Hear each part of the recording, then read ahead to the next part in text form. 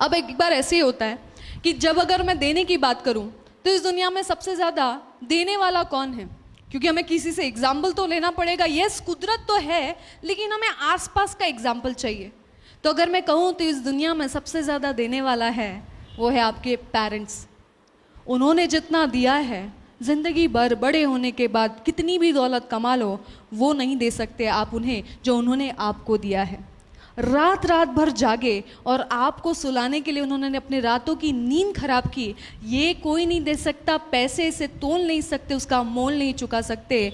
माँ ने आपको 9 महीने अपने गर्भ में रखा और उन्होंने जो तकलीफ़ सहन की है, उस तकलीफ़ का आप कोई मोल नहीं लगा सकते। अरे वो तो आपसे उसी वक्त से प्यार करने लगे थे कि जब आपको उन्होंने देखा भी नहीं था।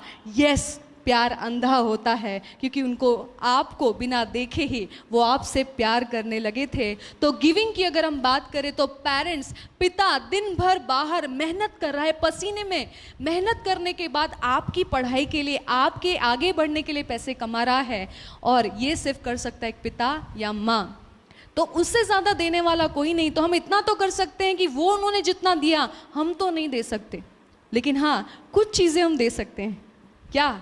एक स्माइल, रेस्पेक्ट, प्यार। उनको हक करके एवरीडे कह सकते हैं, मम्मी आई लव यू, पापा I love you, you are the best. बस उनके लिए काफ़ी है।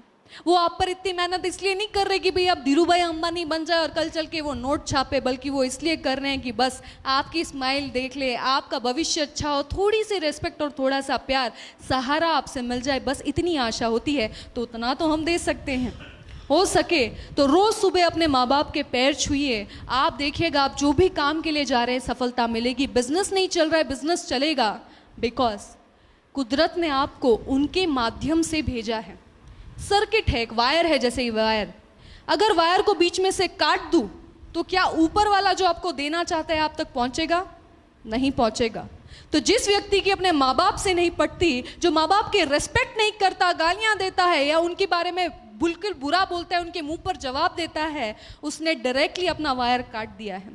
ऊपर से वो माँ बाप अगर खुश नहीं, आपको आशीर्वाद नहीं दे रहे, आप उनके पैर नहीं छू रहे, तो वो चीज़ आप तक नहीं पहुँच रही, वो आशीर्वाद नहीं पहुँच रही। तो क्या करेंगे? वो सर्किट को क्रिएट करेंगे अपने माँ बाप के, फिर से पैर छूना शुरू करेंगे। और पैर जब आप छूते हैं ना, तो आपको एनर्जी मिलता है, उनका एक्सपीरियंस मिलता है। कैसे?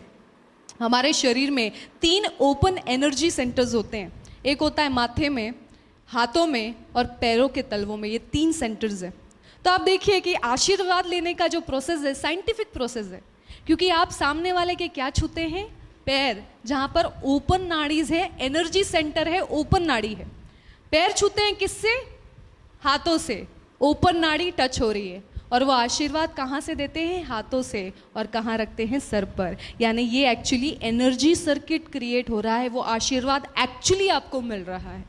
तो आज से अगर कुछ देना चाहते हैं तो अपने माँ बाप को रेस्पेक्ट, प्यार, पैर छूना शुरू करें, उनसे प्यार करना शुरू करें, कहें उनको आई लव यू।